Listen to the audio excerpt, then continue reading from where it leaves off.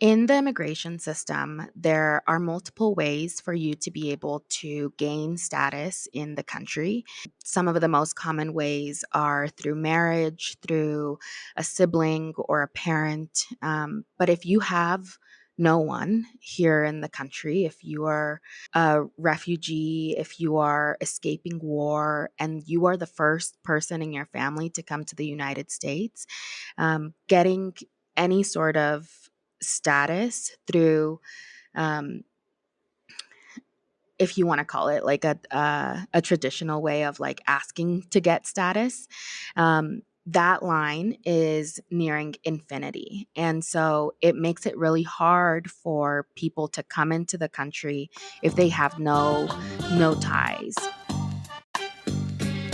Let's talk about creating a life and country we're proud of. Together, I'm your host, Alvina Vasquez. Welcome to Alvina Talks Shift. I'm so excited. On this episode of Alvina Talks Shift, we're going to be talking to Ana Temu.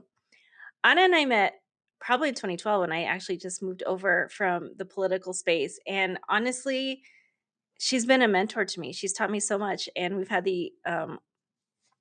I've had the privilege of working with her on several things. I've seen her grow and change and really make a big impact in the community. And so I'm so excited to have her here and talk about all those experiences that she's had, what she's doing now, which is a big deal and a big announcement coming up. And I'm just so glad that you're here, Anna. Thank you so much, Alvina. I'm so excited to be here. I've heard every single episode so far, and I absolutely love this podcast. Awesome. I'm so glad to hear that. Let's start from the beginning. Talk about who you are, how you ended up working in the political space, and now how you're this amazing leader. Let's just start at the beginning.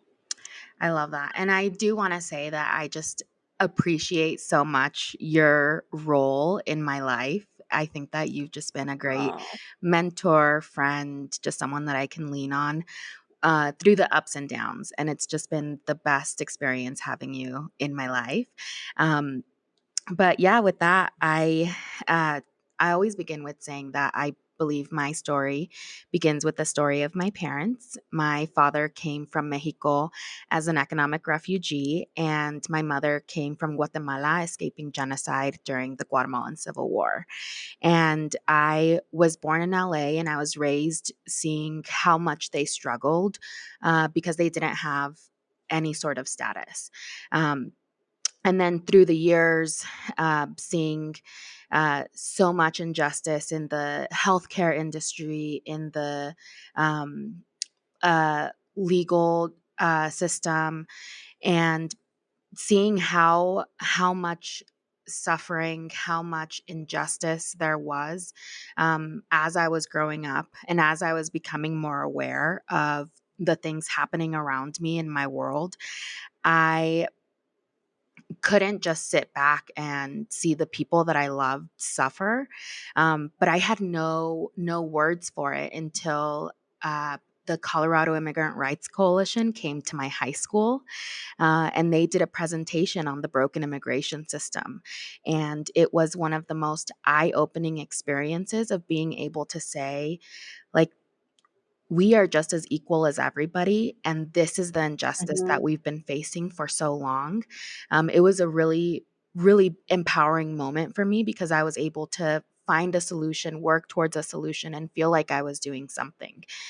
So in high school, we started a scholarship for undocumented students. It was called NCDU, Northern Colorado Dreamers United, which has since changed its name, but it was the most life-changing experience because that led me into the career that I'm in now. And I definitely wouldn't change what I do now for the world. It's been a really awesome experience creating policy at different levels of government, of seeing community members grow, being empowered through their own stories and sharing their own stories. It's really been an awesome journey of just seeing community come together. And so for the first several years of my career, I did immigrant justice policy and organizing. And then I switched over to candidate campaigns, with my first really big campaign being the Bernie 2016 campaign, where I did operations in advance. And that was, again, a life-changing experience in recognizing how we get people to the table, how we get people into office that are going to vote with our community in mind and heart. Um, and it also led to another campaign, working on the Polis campaign in 2018, which is where I had the best privilege of calling you my supervisor. That was like the funnest time. That was the funnest time.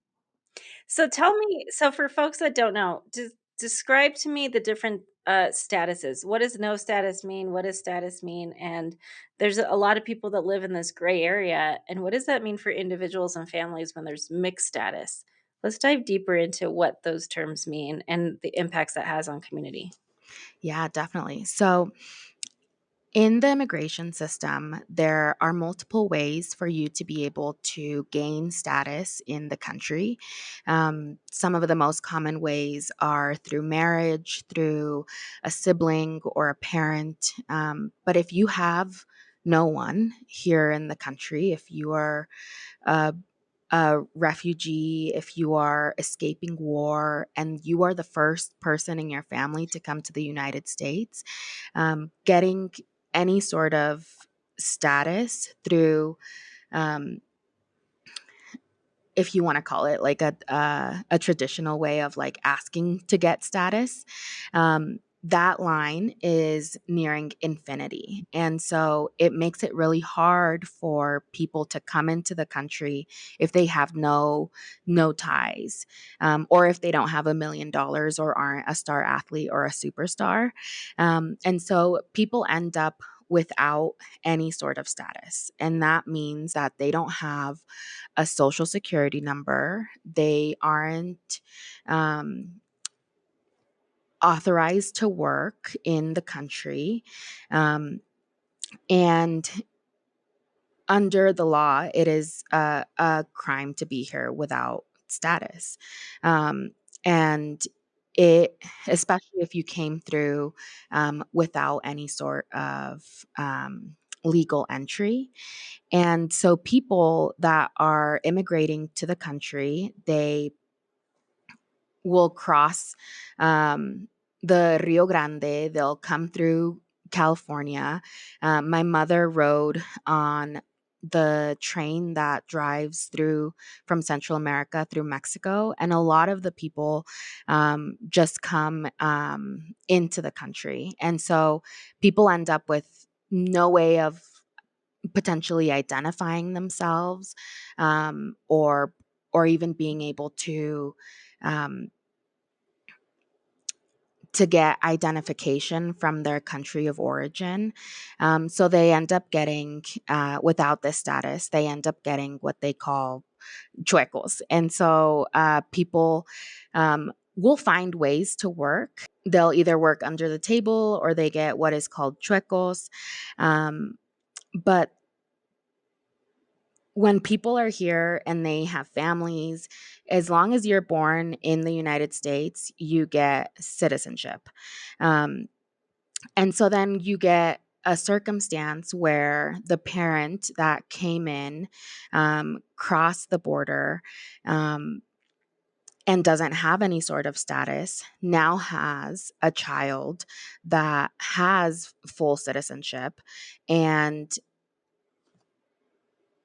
this is where things get a little bit messy, Right. because you sh- should be filing your taxes, but people that don't have status, they may not know about filing taxes.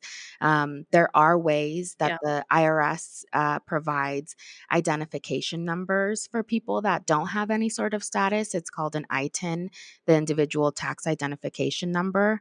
Um, and it becomes confused in when you're applying for different things, whether it's Right. for school or for health insurance or for higher education.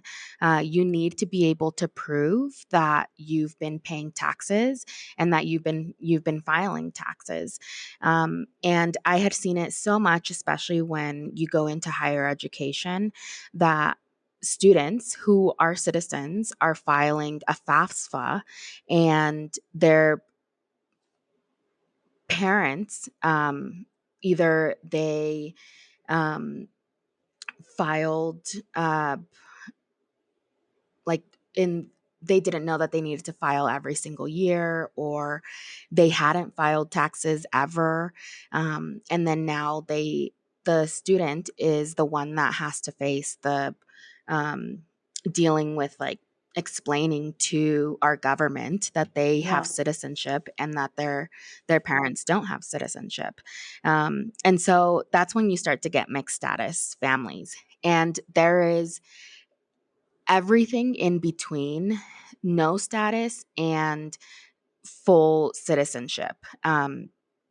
People live in households where, you know, one brother doesn't have status and the other brother does have status, or one uncle has residency and someone else doesn't have status and someone else has citizenship. So you um, have a whole mix of mixed status families here in the US.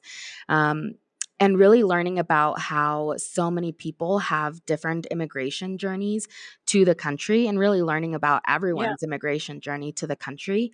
I think that this moment is very telling of how we see immigrants in our community, and in not giving them a clear path towards status, because there is not one person that I've ever met that doesn't have status that wouldn't like to have status. Like, they all want Right. to participate actively in our government. So how when you see, like, the migrant crisis that's happening, how does that affect you? Oh my goodness. So I spent 13 years in immigration policy, and every day broke my heart, especially when we were in the Trump administration. It was just like battle after battle that we were fighting, and it just felt so defeating. And I think that that's probably why I had to take a little bit of a break, Yeah. from immigrant rights activism, because it is just very, very intense in how you see how we treat as our government treats the world and different governments, and how we treat the different levels of treatment that different immigrants get when they're immigrating into the country. And it just absolutely breaks my heart to see, you know, white immigrants being offered a really clear path and really clear refuge, um, where I see little girls that look like me as a little girl not get offered the same things. And it is just so heartbreaking, because it is, we are all people, and we're all human beings, and we all deserve those same and equal opportunities. So yeah, it was definitely heartbreaking. There were moments where you win a case, or you see someone get their citizenship, or you hear of a really positive story in immigration, or we have like a policy win, and those moments feel really great, but you are constantly reminded that there is still so much more. And so it was a really hard space to be in. So, now that you've become a leader in your own space, you probably find yourself in a lot of rooms and conversations that you didn't ever think that that would happen. Do you ever feel like either guilty for being there, not being able to do enough, not understanding if you're representing correctly? Because I think as people of color, when we go into a room, people expect us to represent all the views or just the one view that they think everybody has, and that can be challenging for us because, especially if you're second or third. I can't. I mean, I'm second generation, but second and third generation Latinos that have a different American experience than those with, like we talked about, like mixed status. How do you present yourself in those rooms, knowing there's all these dynamics and the external perceptions of what they think that we should be representing in a room? Yes. Oh my goodness. I have had this experience up and down. Like I mentioned before, I spent 13 years in immigration policy. So I got to know the law intimately. I got to know immigration policy intimately. And I still felt like I was not valued because I didn't have a title of a lawyer or a degree of a lawyer. And so I felt specifically in policy, when you come into a room, your ego really needs to be on display of like who you are and your qualifications to be in that room. And it is exhausting to have to prove to people over and over again that you're worthy of being in that room. Um, and it actually led me down a really bad mental health path because I felt like I wasn't enough, like I was taking up space, like someone else could do my job better. And there was a moment where I realized and had to even check my own self that I know what I'm talking about. I know what I'm doing. I know the process. And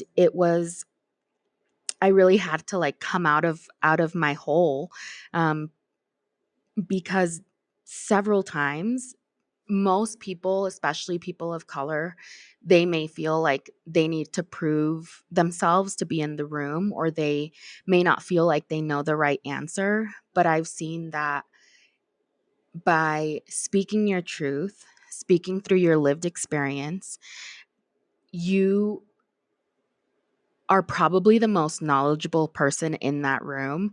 And so it's just like, just say it, do it, and let's get on with it. Because I think that most of the time, when you're just taking one step forward, you are probably the most knowledgeable person in that room on your subject. Absolutely, especially with your lived experience. I mean, there's nobody better Yeah.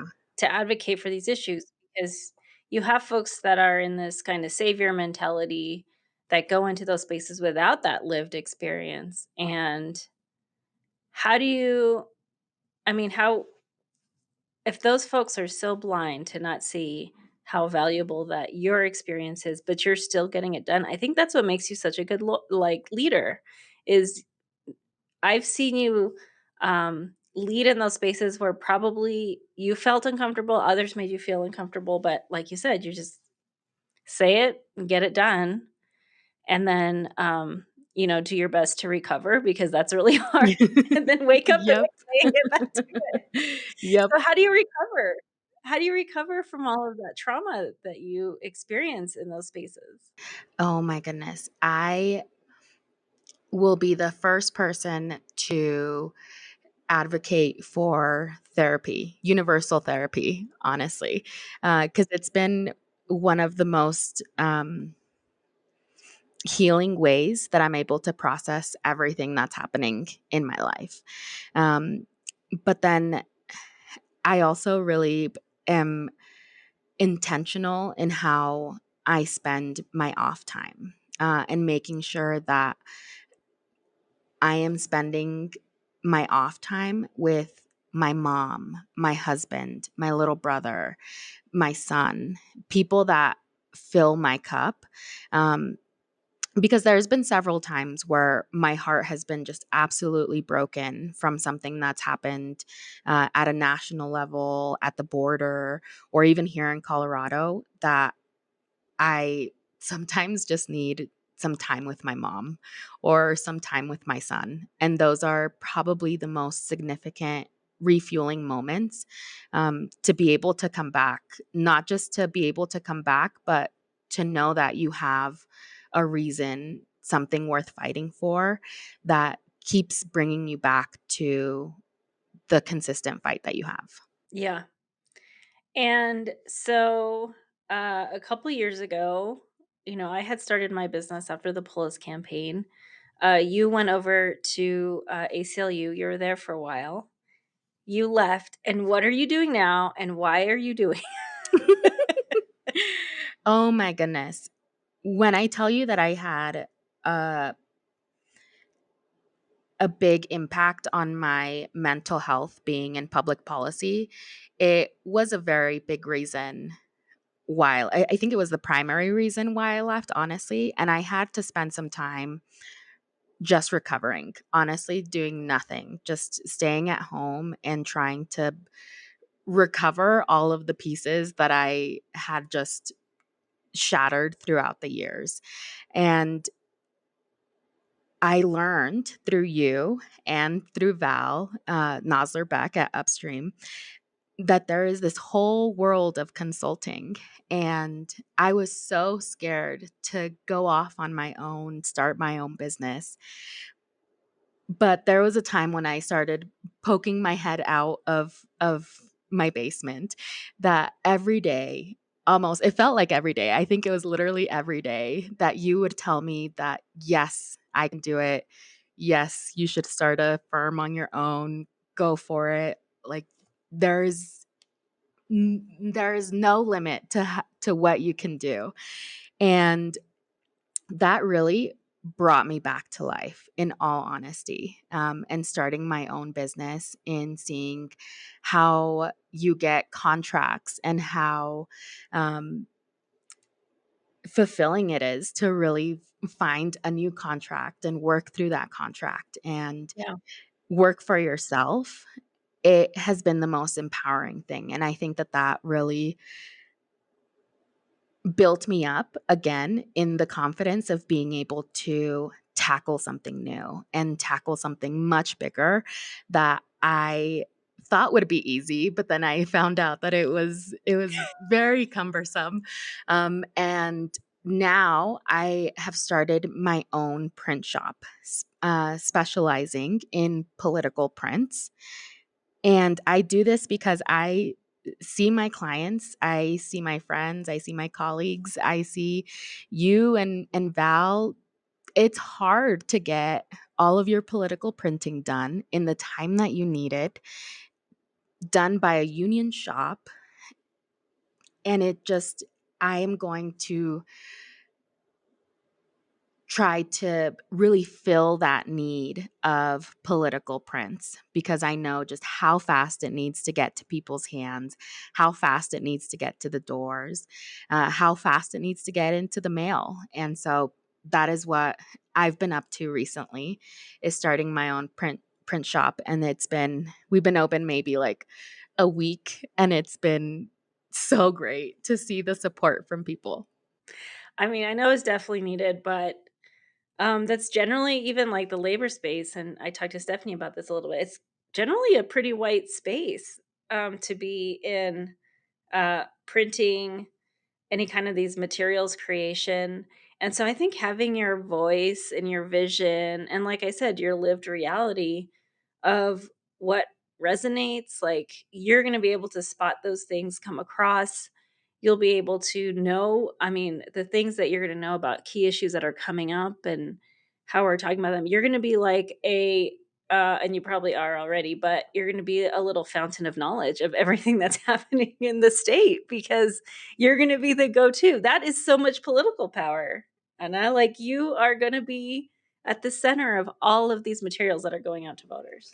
Yeah, and I'm just super grateful that I can stay in politics and still help the people that I love, that I've been working with for the past decade and a half. And it makes me really happy that I can provide a service that I know is needed, and that is a high quality service. So it makes me really excited. And yes, unionizing was was definitely an experience as someone that wants to put together a fair working environment. It was Mhm. definitely and still an uphill battle. So I really feel for the people that are working to get their own union contracts with their employer, because yeah, it's a lot of back and forth of what you want your business to resemble. So through, like you said, you recovered from some mental health issues and you started this new thing, but you also touched on kind of the core of where you build your energy and fill your cup. Let's talk about your family and building your family because um like me, we're similar. We got married young and divorced and then remarried. And I remember when you were going through that transition and I was like, you just need to find your foundation. Like you don't have a foundation yet. You need to find your person. And you went on a date that night with that person, which is amazing. I did. You went on a first date with him, so, um and then you got married pretty quickly, which like I did. So what was that, when you guys met, like, what was that what's the story? Like, I don't think I ever really heard it. Oh my gosh. Don't disqualify Tinder from your matchmaking experience because that is where I found him. And sure, you have to go through a lot of people and be very clear with your intentions and what you want. But yeah, that's how I found him. We matched twice because I deleted my Tinder and then got back on. And at first, I can't remember if he had ghosted me first or if I had ghosted him first. But he was someone that I was really attracted to. And if I like something or if I want something, I'm going to not just give up on it. So I messaged him back. I did the like there are no rules now, honestly, but like I did the thing that like you probably shouldn't do in like messaging the guy first, but I did it and it worked out and it was really great. Um but yeah, it's been a really awesome journey of getting to know him, his family, his really big family, him getting to know my small family because even though we are Latinos that have big families, there are only a handful that are here in the States. And so he doesn't get to experience like the fullness of the family. But it's been it's been really awesome to go through and build my foundation, and really just have a home base. It's been a really nice experience. What happens, like, in this second most monumental relationship is what I experienced is, like, you're just more clear. Like, you're more Definitely. clear, You right, know of what you what you want. need. Mhm. You Yeah. know what you want, and so people think, "Well, you got married quickly," and it's like, "Yeah, well, we had those conversations really early on because I wasn't gonna waste my Yeah, time." I wasn't wasting no time. Well, thank you for coming, Anna. This is an awesome conversation, so we'll have to do another one. Yes, I would love that.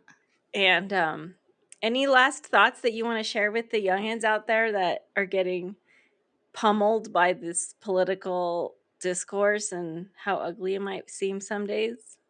Oh, man. I went to the election night watch party, and I saw a lot of young folks.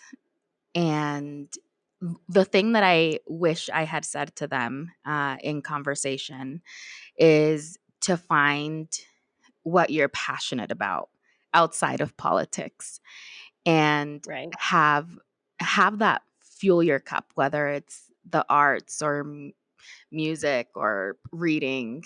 Just have that one thing outside of politics that will keep you from getting super sour about politics. Awesome. Words to live by from Ana Temu. Well, thank you for coming. Thank you so much for having me. Thank you for watching Alvina Talks Shift. Please like, share, and subscribe. And as always, engage, empower, evolve. If you liked this episode, or if you want more content like this, go to alvinatalkshift.com or wherever you listen to podcasts.